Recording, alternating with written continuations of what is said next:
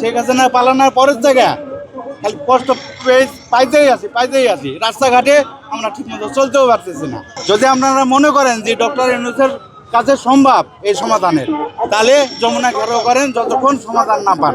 যদি আশা করেন যে ডক্টর ইউনূস এই সমাধান দিতে পারবে, আর এইভাবে যদি মাসকে মাসও আন্দোলন করেন, সাধারণ জনগণ কষ্ট দেন, যদি সমাধান না পান, তাহলে কেন এই সাধারণ জনগণের অভিশাপ নেবেন আপনারা? যদি আপনারা মনে করেন যে ডক্টর ইউনূসের কাছে সম্ভব এই সমাধানের, তাহলে যমুনা ঘেরাও করেন যতক্ষণ সমাধান না পান। সাধারণ জনগণ কার কষ্ট দেন না।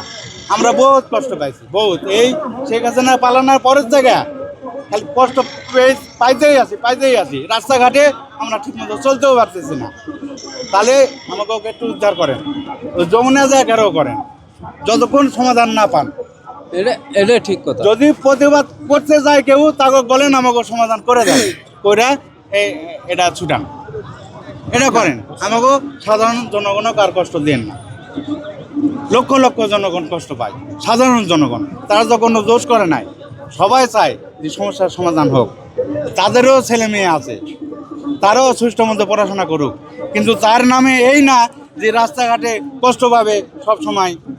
এই আজ কি হলো আন্দোলন কাণ্ডে, কি হলো এই মারামারি কাটাকাটি, এগুলো তো চায় না কেউ। সমাধান চাইলে তাহলে ওই যমুনা জায়গা ঘেরাও করেন।